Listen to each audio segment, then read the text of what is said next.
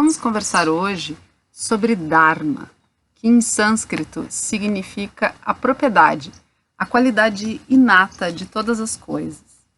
Então, na visão do yoga, quem somos nós, os seres humanos, né? Qual é a nossa propriedade, qual é a nossa essência? Então, consideramos dois tipos de essência. Svabhavika, que é a nossa essência instintiva, biológica, e Bhagavata, que é a nossa essência espiritual.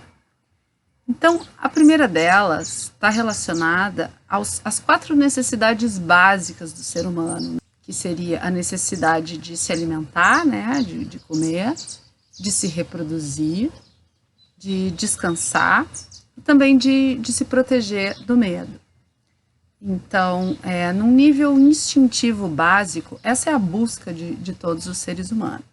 Na visão do yoga, nós não deveríamos nos limitar a apenas essas necessidades fisiológicas e instintivas, e sim a necessidades ligadas a uma qualidade de Dharma mais sutil, que é o Bhagavata. E para isso existem 4 planos, né, onde nós realmente vamos nos suprir do que a nossa essência enquanto ser precisa, né? E para isso existem naturalmente 4 planos de esfera de desenvolvimento da alma humana. No primeiro momento é uma necessidade inata de todo ser humano por uma expansão, ou seja, uma conexão com essa consciência maior. Num segundo momento vem o fluxo, né, da gente entrar no flow da vida, que é aceitar a vontade da consciência suprema, entregar, aceitar e agradecer os desígnios de um propósito maior, que é essa magia da vida que nos governa, né? Entender que existe um maestro que orquestra essa sinfonia com a maior magia, que às vezes não é de acordo com a nossa vontade ou com os nossos anseios, mas seguindo um propósito maior. Uma vez que a gente está encaixado nesse flow de conexão com a consciência suprema e de entrega à vontade divina, naturalmente surge, depois de uma autorrealização interna, um desejo nato de serviço, ou seja, uma vontade de levar para os outros esse conhecimento, esse caminho, essa verdade espiritual. E para isso, uma das formas de realização também do ser humano na sua essência mais nata é o serviço, né? Tapa em sânscrito, que significa um serviço altruísta e desinteressado. Uma vez que eu já atingi o caminho da bem-aventurança, da felicidade, eu entendo que todos nós fizemos parte de um todo. Então, o meu bem-estar depende também do bem-estar do outro. Não só as pessoas, como as plantas, como os animais e toda e qualquer manifestação de vida nesse planeta. E para isso existem 6 tipos de serviço, né? Então, o primeiro deles é o serviço físico, através das minhas ações.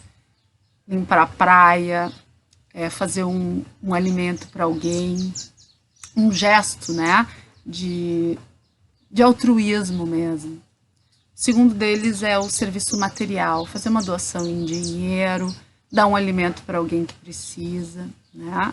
O terceiro deles é o serviço intelectual. Eu ensinar alguém alguma habilidade, eu estudar sobre algum assunto, transmitir aquele conhecimento. Depois a gente tem um serviço altruísta, né, em que eu renuncio o meu bem-estar em favor do outro. Também existe o serviço em benefício das plantas e dos animais, né? Então eu resgatar animais da rua, eu plantar árvores visando um reflorestamento, eu colaborar para que a terra seja menos poluída, né?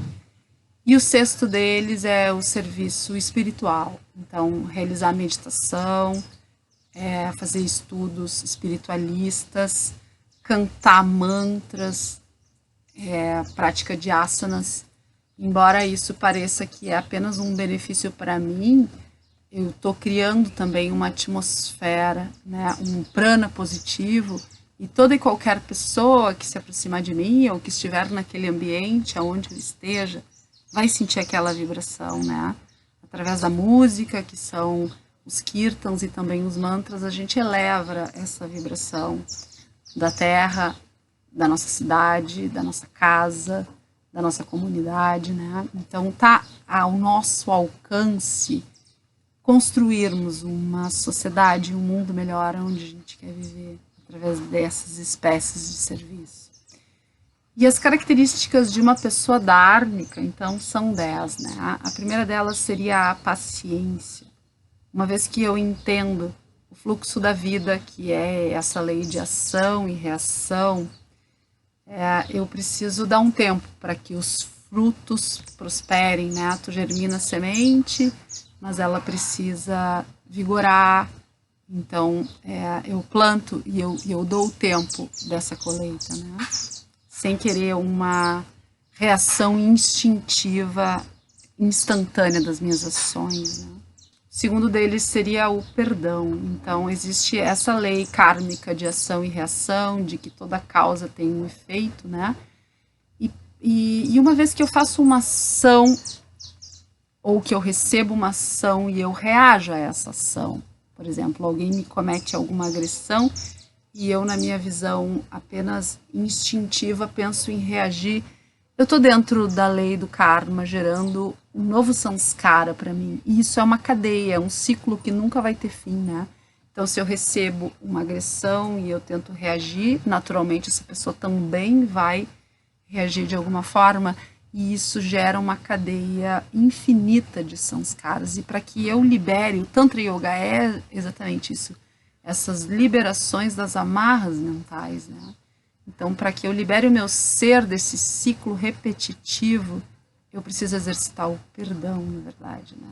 Entender que tudo acontece por um bem maior e que não necessariamente eu preciso estar nesse ciclo de ação e reação. O terceiro deles seria o controle, né, sobre as minhas propensões mentais negativas.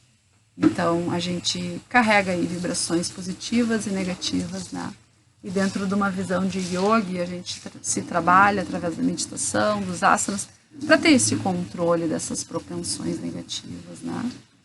O quarto seria asteia, que é não roubar nem fisicamente, nem mentalmente, nada que não é meu, né? Nenhuma energia, nenhum objeto, absolutamente nada. Depois a gente tem saoka, que é a limpeza e purificação mental, espiritual e também física, né?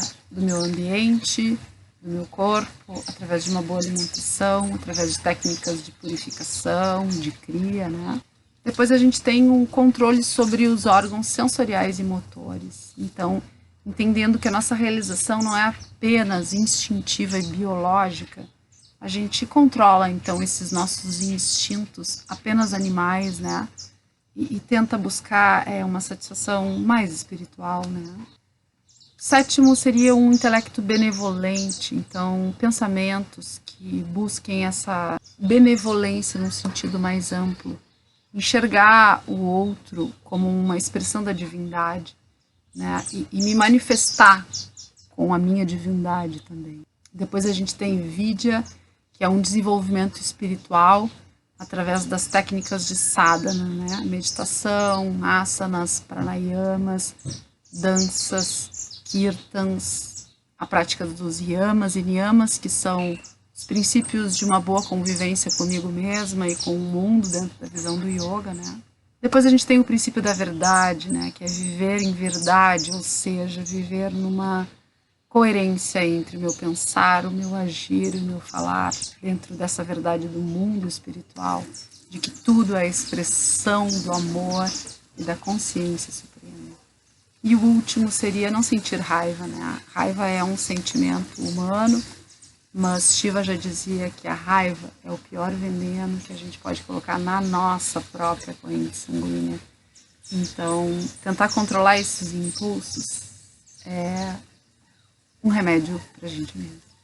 Então essa foi aí uma breve visão sobre o Dharma, as suas manifestações e as características de uma pessoa dharma. Namaskar.